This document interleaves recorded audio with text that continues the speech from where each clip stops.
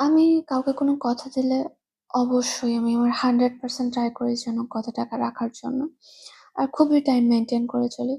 কিন্তু আমাকে যদি কেউ বলে, "চল গিয়ে ঘুরে আসি, চল বেড়াতে যাই, চল আড্ডা দিতে যাই।" তাহলে যদি আমি কাউকে কখনো কথা দিই যে, "হ্যাঁ, আমি যাবো তোর সাথে ঘুরতে।"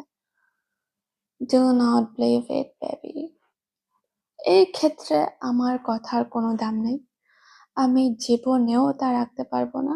আমি জাস্ট এটা বলব যে, "আচ্ছা ঠিক আছে যাবো। আচ্ছা দেখি।" কিন্তু ওটা ওই দেখি পর্যন্ত। যাওয়া অ্যাকচুয়ালি কখনো আর হবে না। মানে ঘর কোনো মানুষ কোন লেভেলের হয় তা আমাকে যারা পার্সোনালি না দেখেছে তারা আসলে বুঝবে না।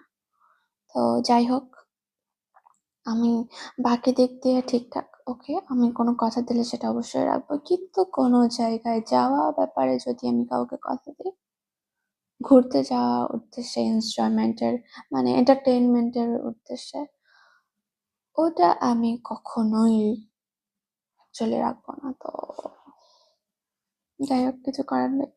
আমি আসলে ওই দলে যারা অলওয়েজ বলে, "ঠিক আছে দেখি, আচ্ছা দেখি।"